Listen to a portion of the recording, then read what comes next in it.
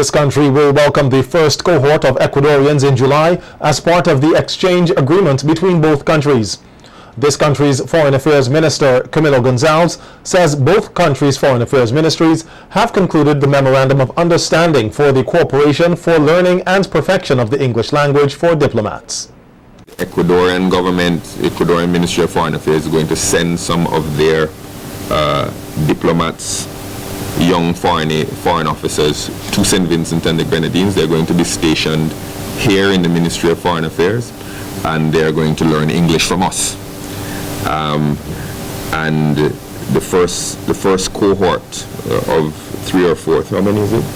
Three. The first 3 will be arriving in July, and they will stay for 3 months with us.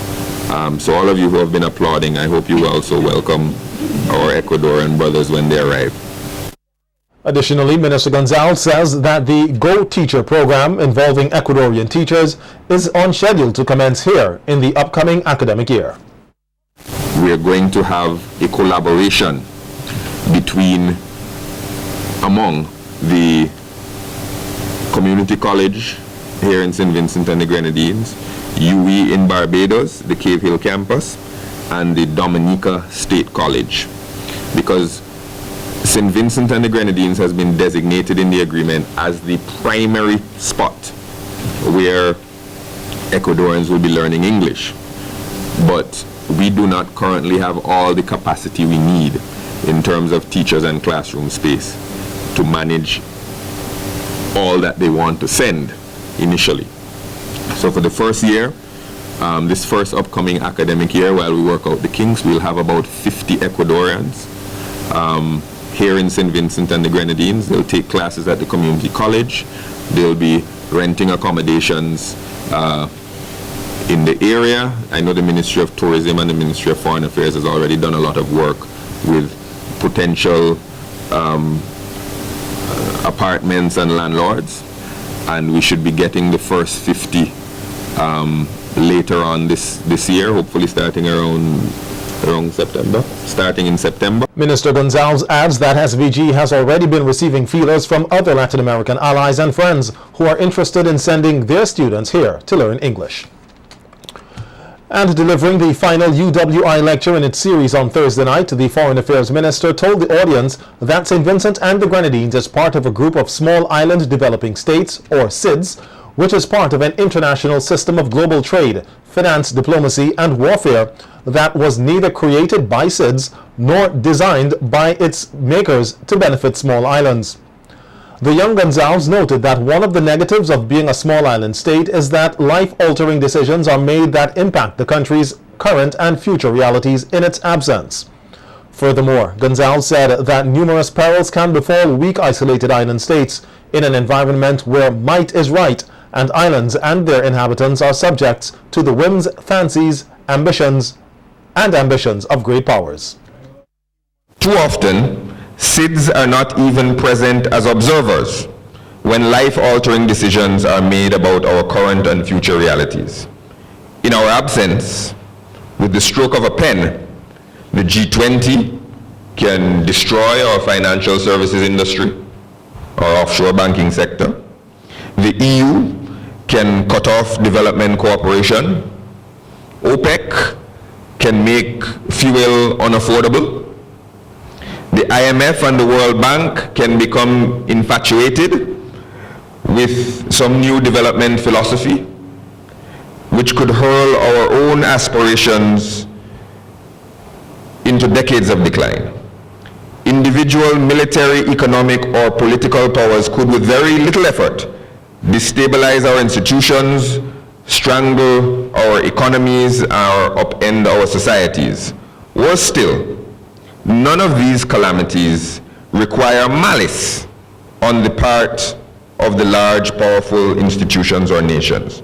He said the evolution of the United Nations has had profound impact on the functioning of the Assembly, which has resulted in tremendous implications for the potential of SIDS to advance their interests going forward.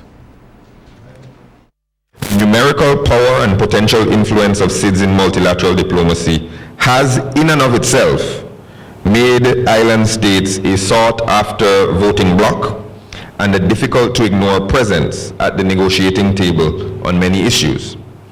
Island states have been able to shape many issues and inject important nuance and perspective that was previously the sole province of large nations. We can be proud of the way that we have caused the arc of great power intrigue to bend in the direction of SIDS. But our limited successes to date pale in comparison to the potentially transformative influence that we can wield with greater coordination, harmonization, and advocacy on issues of critical importance to small island developing states. The UWI Lecture series was held under the theme Issues in International Affairs, Punching Above Our Weight, Advancing Small Island Interests at the United Nations. The Fisheries Division held a consultation on Friday which sought to get stakeholders' input for a model legislation for sanitary and phytosanitary measures, SPS. According to Deputy Executive Director of the Caribbean Regional Fisheries Mechanism, the CRFM, Dr. Suzanne Singh-Renton, the consultation is the first in a series which is expected to facilitate open discussions on the issue of sanitary and phytosanitary measures, particularly focusing on development of model fisheries legislation, protocols, guidelines, and regulations. The activity is part of a large-scale regional project in the implementation of commitments under the Economic Partnership Agreement, the EPA. Dr. Singh-Renton says that the importance of this project is to strengthen institutional and technical obligations in CARIFORUM states in addressing the obligations of compliance. Fisheries subsector, we all believe, has great potential, but we continue to lament that we're not realizing that full potential. And part of it has to do with the fact that we have insufficient capacity to respond to international health and sanitary requirements. So we need improvements in all aspects all along the value chain in the fisheries sector. So the SPS challenge is a complex one. It's a complex one that spans the entire food system network at the country level and across the region. But within that complexity, there are three key common threads or components for which the project has planned interventions. And that is, of course, we're going to be looking at developing the necessary comprehensive legislative framework, both at the regional and the national levels, for plant and animal health in the area of fisheries, food safety, and environmental monitoring. Meanwhile, Singh-Renton advised the various stakeholders present at Friday's consultation to be active in their contributions on the matter. The project has also recognized the need for building the national and regional institutional networks and the governance system for SPS, and also, of course, there is a component dealing with institutional and human resource capacity building. This mission to St. Vincent and the Grenadines is one of 10 missions. So by the end of it, our consultants will have visited 10 of the 15 states. And they are doing so to undertake national consultations, speak with individual stakeholders, and understand the stakeholder network. This is very important to deepen their understanding of the legislative framework needs. Then they will be proceeding to develop the model instruments for us, legislation, protocols, guidelines, and regulations. Following that, these model instruments are going to come back to us in a complete draft, and we have a responsibility for reviewing them and providing feedback to the consultants. The National Emergency Management Organization, NEMO, is advising Vincentians to be prepared for an active hurricane season. According to the forecast from the National Oceanic and Atmospheric Administration, NOAA, the 2015 Atlantic hurricane season, which starts on Monday, June 1st, and runs through November 30th, is likely to be below normal, with a 70% likelihood of 6 to 11 named storms, of which 3 to 6 could become hurricanes, with 2 being major hurricanes. NEMO is encouraging Vincentians to heighten their preparedness activities, as one storm, Anna, has already been formed outside of the official season.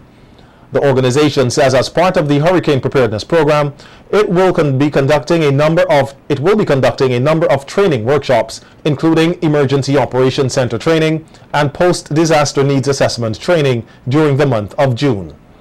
On Monday, Prime Minister Dr. Ralph Gonsalves is expected to deliver a message to mark the start of the hurricane season, while NEMO staff and volunteers will also conduct several whistle stops on mainland St. Vincent to distribute hurricane information material and to give preparedness messages. And the stage is now set for the holding of the Miss SVG Pageant 2015 this evening at Carnival City, Victoria Park. After months of training, the 8 young ladies in the pageant will compete in 4 judged categories: swimwear, talent, evening wear, and interview. They are Precious Abraham, Miss French Veranda; Melissa Antoine, Miss Metro Saint General Insurance Company Limited; Vicky Charles, Miss Lotto; Chantal Dells, Miss Agricultural Input Warehouse; Deontay Mayers, Miss Mustique Company Limited; Disha Murray, Miss Play 4; Donna Nelson, Miss Dipcon Engineering; and Anika Robinson, Miss Lime. The show will be held under the theme, A Combination of Passion and Brilliance, and will feature a guest appearance by Trinidadian Benjai.